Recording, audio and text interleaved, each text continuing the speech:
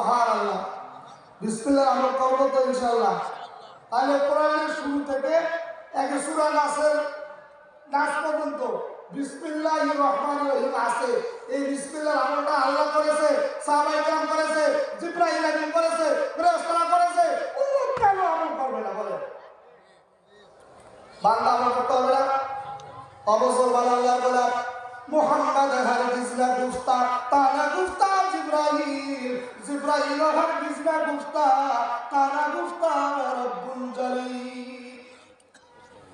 আল্লাহ রাব্বুল আলামিন যতক্ষণ পর্যন্ত জিবরাইল আমিনকে কোনো নির্দেশ না দিতেন, জিবরাইল আমিনও ততক্ষণ পর্যন্ত আখিরি পয়গম্বরের নিকট আসতেন না।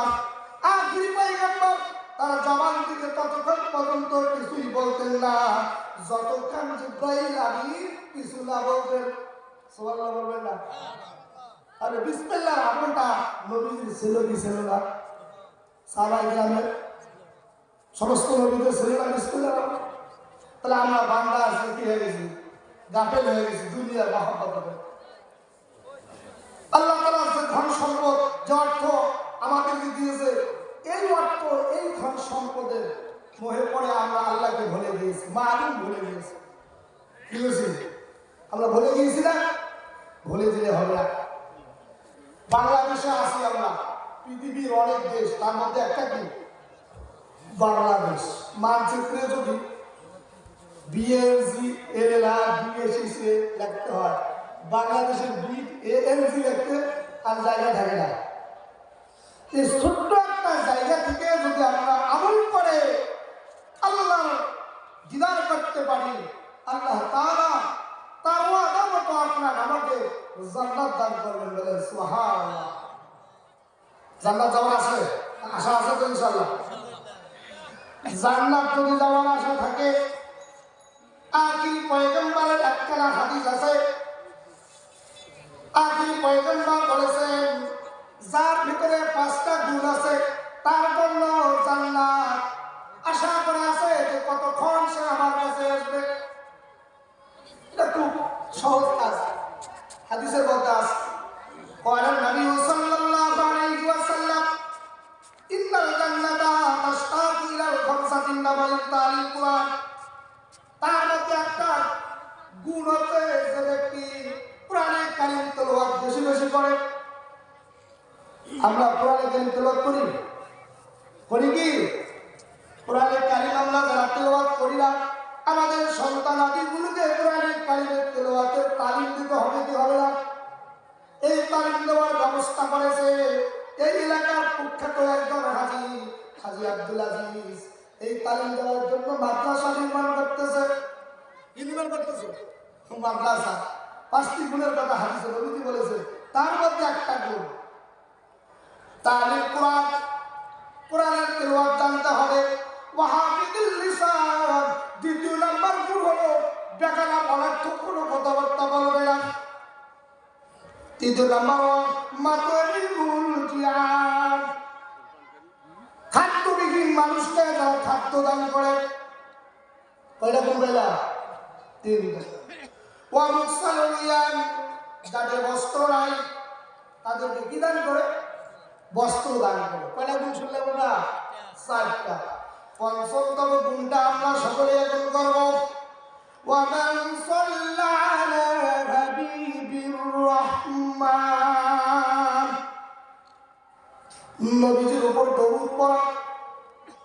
এই 5টা গুণ যে বান্দার ভিতরে থাকবে, ওই বান্দার জন্য জান্নাত আশা করে আছে। কতক্ষণ এসে আমার ভিতরে আসে, আমি তার সাথে আলিঙ্গন করব। আমরা সকলে সেই নবীর সাথে একবার বলি সাল্লাল্লাহু আলাইহি ওয়াসাল্লাম। মুসলমান, তাহলে জান্নাত যাওয়ার আশা আমার সকলের আছে, কিন্তু আমরা আমল করি না। কি করি না? আমল আমাদের আমল নেই, দাম নেই। যার আমল নেই তার দাম নেই। যার আমল আছে তার দাম আছে। যার কাছে টাকা আছে তার মূল্য আছে। যার টাকা নেই তার স্ত্রী দাম নেই। কথা বলে ঠিক হবে? পয়সা যদি পকেটে থাকে স্ত্রী দাম দেবে, সন্তান দাম দেবে, ভাই বোনেরা আত্মীয় স্বজন, শ্বশুর শাশুড়ি দাম দেবে। কেউ দাম নেই। এই যে টাকা ছিল শ্বশুর বলে যাবে, গরু বুঝতে পারবে।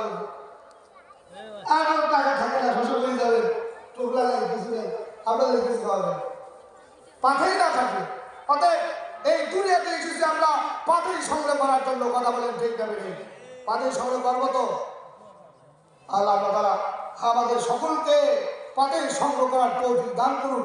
সকলে বলে আল্লাহুম্মা আমিন।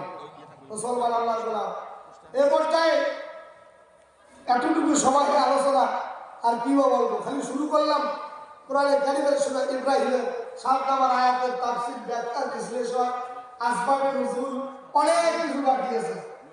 এই সমস্ত জায়গাতে আমরা সবাই কিন্তু আমাদের প্রধান দ্বিতীয় নিয়ম আছে, যার ভিতর থেকে কোরআন ও সুন্নাহ খালি পড়বো আয়াত হাদিস পাবে। শুনতে রাজি আছি তো আমরা সকলে? আছি ইনশাআল্লাহ। আল্লাহ তাআলা আমাদের সকলকে এই তাফসীরুল কোরআন মাহফিলের শুরু থেকে শেষ পর্যন্ত সূরা আমল ও নির্দেশনার তৌফিক দান করুন। সকলে আল্লাহুম্মা আমিন। আমরা সবসময় হক্কানি উলামায়ে কেরামের পক্ষে থাকবো। কথা বলেন ঠিক না বেঠিক? থাকবো তো ইনশাআল্লাহ? ওই সমস্ত উলামায়ে কেরামের পেছনে থাকবো না যারা বলে ইয়া আইয়ুহাল্লাযীনা আমানু লা তাকরাবুস সালাত, তোমাদের নামাজের কোনো প্রয়োজন নেই। বাংলাদেশের কিন্তু একজন সিলেক্টিভি বড় আলেম আছে, বক্তা, সে এক তাফসীর মাহফিলে বলছিল কি জানেন, যে নামাজ পড়লে যে জান্নাত যাওয়া যাবে এই কথা কোরআনে কোথাও নেই। তাহলে কোরআন ভালো করে পড়ার দরকার আছে না? আছে কি নাই? কোরআনে অনেক আয়াত আছে নামাজ না পড়লে জাহান্নামে যেতে হবে। আল্লাহ তাআলা আমাদের সকলকে 5 ওয়াক্ত নামাজ